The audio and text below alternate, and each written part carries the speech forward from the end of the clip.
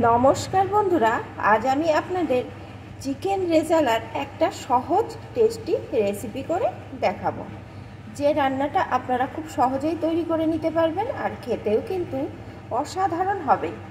রান্নার জন্যে এখানে কিন্তু আমি 700 গ্রাম মতন চিকেন নিয়েছি। আমি কিন্তু চিকেনের পা আর থায়ের অংশগুলোই নিয়েছি। আর অবশ্যই যেন চিকেনগুলো হাড়যুক্ত হয়। এখানে কিন্তু কোনো রকম বোনলেস চিকেন হলে রান্নাটা ভালো হবে না। আর চিকেনগুলো একটু বড় সাইজের করে কেটে নিতে হবে। বন্ধুরা, আমি যেরকম সাইজ করে কেটেছি আপনারা চাইলে এর থেকে আরেকটু বড় সাইজেও নিতে পারেন। এখন আসুন বন্ধুরা, প্লিজ একটা লাইক দিয়ে ভিডিওটি সম্পূর্ণ দেখতে থাকুন আমি কিভাবে খুব সহজে এই চিকেন রেজালা তৈরি করি। চিকেনটা তো আমি আগে থাকতেই পরিষ্কার করে নিয়েছি। এখন চিকেনটা ম্যারিনেট করব, তার জন্য আমার কিছু মশলা দরকার। আসুন সে মশলাগুলো আগে আমি তৈরি করি। মশলাটা রেডি করার জন্য এখানে আমি একটা মিক্সিং জার নিয়ে নিয়েছি। তার ভিতরে প্রথমে দিয়ে দেবো একটা ছোট সাইজের রসুনকে ছাড়িয়ে নিয়েছি। সেই রসুনটা আমি কিন্তু 700 গ্রাম চিকেনের জন্যই মশলাটা নিচ্ছি।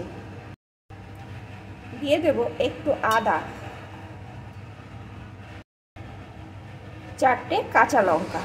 এখন এগুলোকে আমি পেস্ট করে নেব। এখানে পেস্ট করা হয়ে গেছে। এখন চিকেনটা ম্যারিনেট করব। চিকেনের ভিতরে পেস্টটা দিয়ে দেব। দিয়ে দেব ফ্যাটানো টক দই। এখানে আমি চা চামচের 2 চামচ মতন টক দইকে ফেটিয়ে দিয়ে দিলাম। দিয়ে দেব একটু গোলমরিচ গুঁড়ো,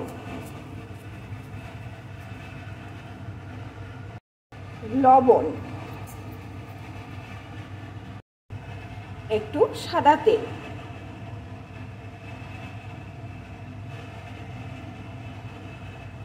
এখন সুন্দর করে আমি মাখিয়ে নেব। অফ ক্যামেরায় আমি হাতের সাহায্যে সুন্দর করে মাখিয়ে নিয়েছি। এখন আমি নর্মাল ফ্রিজে এইভাবে 1 ঘন্টা রেখে দেব। তার মধ্যে আমি এই রান্নার যে বাকি মশলাটা সেটা রেডি করে নেব। আবারও আমি মিক্সিং জারটা নিয়ে নিয়েছি। এখন এর ভিতরে দিয়ে দেব কয়েকটা কাজু, 1 টেবিল চামচ পোস্ত। এখন এটাকে সুন্দরভাবে পেস্ট করে নেব। প্রথমে আমি শুকনো অবস্থায় ঘুরিয়ে নেব, তারপরে একটু জল দিয়ে মসৃণ পেস্ট তৈরি করে নেব। পোস্ত আর কাজু বাদামটা এখানে পেস্ট করে নিয়েছি। এখন এটা একটা পাত্রে নামিয়ে নেব।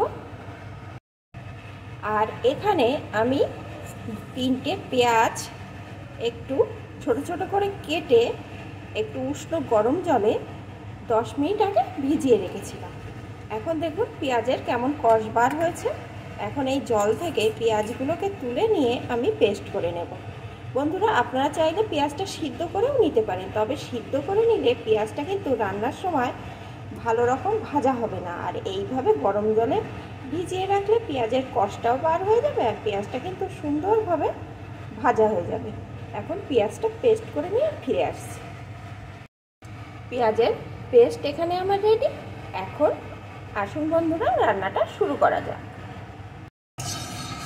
রান্নার জন্য এখানে আমি পরিমাণ মতো সাদা তেল বসিয়ে দিয়েছি। এই রান্নাটা কিন্তু সাদা তেলেই করতে হয়। এখন এর ভিতরে দিয়ে দেবো 1 টেবিল চামচ ঘি।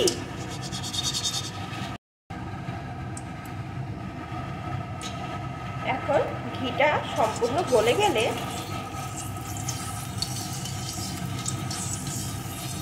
এর ভিতরে ফোড়নে দিয়ে দেব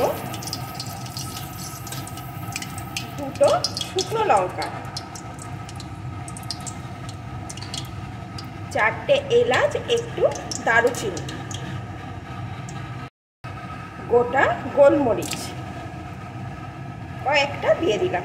এখন ফোড়নগুলো সুন্দর করে একটু ভেজে নেব। ফোড়নগুলো সুন্দর করে ভেজে নিয়েছি। এখন এর ভিতরে আমি পেঁয়াজ বাটাটা দিয়ে দেব।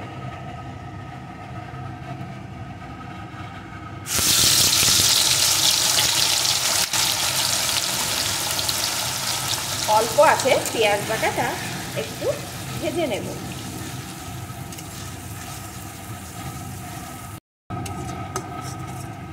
অল্প আছে পেঁয়াজ বাটাটা আমি একটু ভেজে নিয়েছি। এখন এর ভিতরে আমি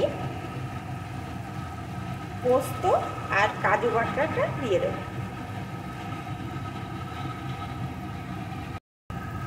চিকেন রেজালা কিন্তু সাদা রঙেরই হয়, তাই এর ভিতরে আমি কোনো রকম হলুদ গুঁড়ো ব্যবহার করব না, তবে একটু যাতে কালারটা ভালো আসে তার জন্য দিয়ে দেবো একটু লাল লঙ্কা গুঁড়ো,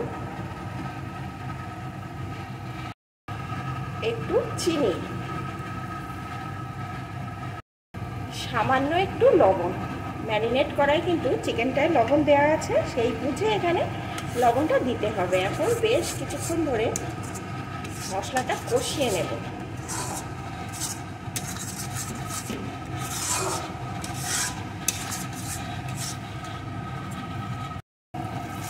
অল্প আছে বেশ কিছুক্ষণ ধরে আমি মশলাটা কষিয়ে নিয়েছি। দেখুন বন্ধুরা, মশলার সাইড দিয়ে কেমন তেল উঠে এসছে। এখন এর ভিতরে আমি ম্যারিনেট করা চিকেনটা দিয়ে দেব।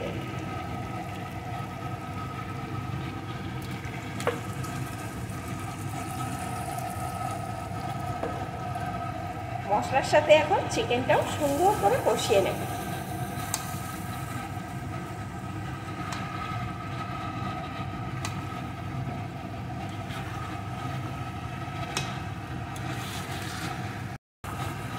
চিকেনটা বেশ কিছুক্ষণ ধরে আমি কষিয়ে নিয়েছি। এখন এর ভিতরে আমি দিয়ে দেবো একটু জল।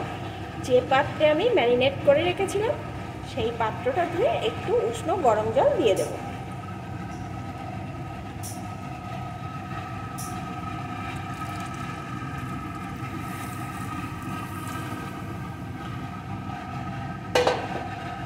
এখন কিছুক্ষণ ফুটিয়ে নেব।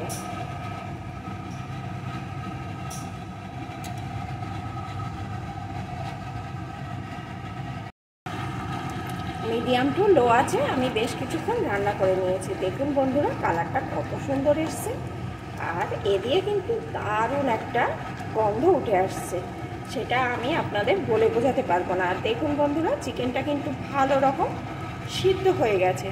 এখন এর স্বাদ আরও দ্বিগুণ বাড়িয়ে তোলার জন্য এর মধ্যে আমি দিয়ে দেবো হাফ টেবিল চামচ কেওড়া জল,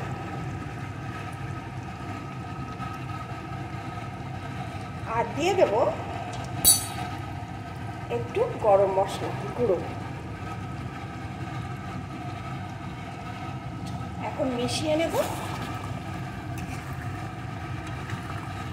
এখন কিন্তু পুরোপুরিভাবে আমার চিকেন রেজালা রেডি। বন্ধুরা, এই রান্নাটা কিন্তু যে কোনো হোটেল বা রেস্টুরেন্টের স্বাদকে হার মানিয়ে দেবে। বিশ্বাস করুন, আপনারা অবশ্যই এইভাবে একবার রান্না করে দেখুন আমি কথাটা সত্যি বলছি কিনা। এখন এটা আমার পুরোপুরিভাবে রেডি, আমি নামিয়ে নেব। আমার রেসিপিটি আপনাদের যদি ভালো লাগে কমেন্ট করে তো জানাবেনই, তার সাথে কিন্তু প্লিজ বন্ধুরা একটা লাইক করে দেবেন। এখন এটা রেডি, আমি নামিয়ে নেব।